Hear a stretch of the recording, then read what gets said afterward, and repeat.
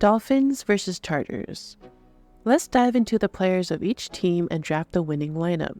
We'll be playing Captain Showdown on Draftkings. Let's get started. Tyreek Hill is the most expensive player this week, and then we have Ekeler, and then Herbert, and then Tua. Taking a closer look at Miami, Tyreek Hill is the most expensive player, top wide receiver. Next in line, you have Waddle. Waddle was questionable, but he is expected to play on Sunday, which is good news. You know, the split is always between Hill and Waddle. There was 1 week where if you had the quarterback, Tagovailoa, you had Hill, and you have Waddle, you're actually winning the classic Sunday lineup. So they are expected to dominate and continue to dominate. The other guys that you can look into here is Berrios and Wilson Jr. For the Dolphins, I would actually look at some of the tight ends. Tight ends for them in the past do get some of the ball in terms of passing, receiving. If the Chargers are playing it right and they're blocking Waddle and Hill from getting the ball, you might see it thrown to the other wide receivers or even to the tight ends. So this is something that gives you good opportunity. Now the running back room is going to be a little bit different and tricky this year, especially there are some players who have been injured. So you can somewhat expect a rotation between the current 3 that are active. You can follow the depth chart, but it is a little bit risky. In terms of a reliable player, I would consider the kicker on the Miami Dolphins. Jason Sanders got good numbers, that is something that you would look out for. And he only costs about $4,000 as a flex position, so that is pretty good. So the Dolphins defense team don't do as well is usually because there is always a high scoring event happening. You look at their away games, they're at 4 points, and then their home games is 9 points. They are playing away this time, so that's why I would give it a little bit more to the Chargers on this one. But they can score pretty high depending on the weak and healthy players. You're looking at -1 or -2 all the way up to 18 points for the week. As for the Chargers defense, something I want to note here is that they do better away games than they do home games. That is just kind of strange, but if you look at the numbers, they can do really well as well. They get -4 as their lowest score, and they actually got over 20 points in 1 week. So again, it just really depends on the matchup.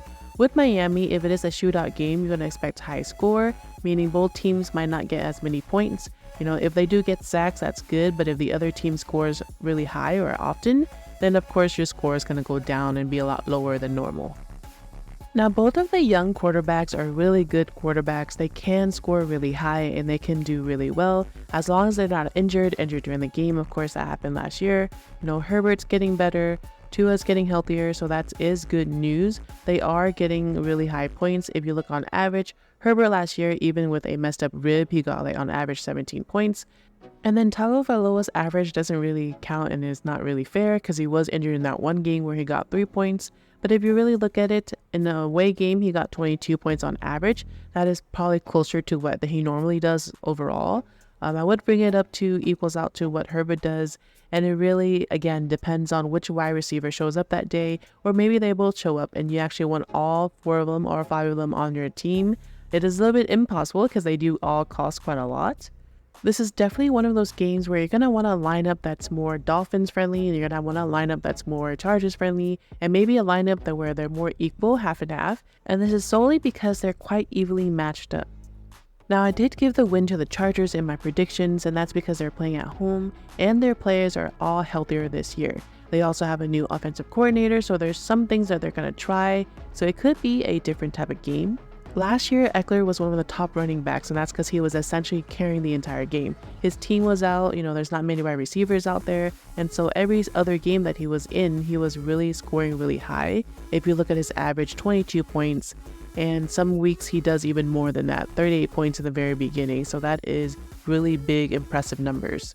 Now, it might go down a little bit too because his players and his teammates are back, so he might share that a little bit more, especially with the top wide receivers. You have Keenan Allen, who's back and healthy. You have Mike Williams. Some people might argue that a lot of these players are a lot older than before, so you don't expect the same explosiveness, but they are really good pass catchers, and I would keep an eye on them for sure. Apart from that, they have brought in some new young players. Johnston was drafted and he is looking pretty good. I would probably see him more later in the weeks in the season as well. These are definitely some of the players I'll have on my radar. I would definitely put both quarterbacks as my fantasy heroes. In addition to Tyreek Hill, all of these players have the opportunity to get and score really high numbers. If they can start it, they can end it. It can range from 20 to all the way to 40. These are really good opportunity players. My breakout ballers will have to be Keenan Allen, Mike Williams, and Jaylen Waddle. Now, all of them have established reports with the quarterbacks, so they are expected to get the catches, they are expected to get the targets. It just depends on, in rotation, who will actually make it to the touchdown end zone.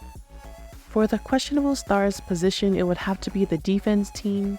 If the Dolphins and the Chargers are scoring really high, the defensive teams will have no chance. I had a hard time drafting the captain for this one, and that's mostly because it's really hard to fit everybody on there. So if I were to give the Chargers a little bit edge still, then I would have to put a wide receiver in the captain spot. First, it's going to be Mike Williams. Without Keenan Allen on the field, he was able to put some really big numbers. Now that Keenan is back on the field, he might see less, but I'm going to take that chance and put him in the captain spot. Throwing to Mike Williams and Keenan Allen and even Ekeler would be Justin Herbert. Of course, I want to make sure to have the other quarterback as well. Toggle is such a high-scoring quarterback. Along with Toggle, the Cheetah can really get away from all of the players on the field, so we would have to make sure to have Tyreek Hill on the board. And with those 4 picks, we're actually capped at our salary already, so we have no choice but to add more value players. I'm actually going to select Berrios on this one. If Waddle still has any lingering issues, the next person that it will go to is Berrios. And finally, we're going to go with Joshua Kelly as our last position. Now, Kelly's not always the guy on the board, especially when you have Ekeler, but he does come in and help him out. So when Ekeler needs a break, Joshua Kelly comes in and gets some points in some of the games.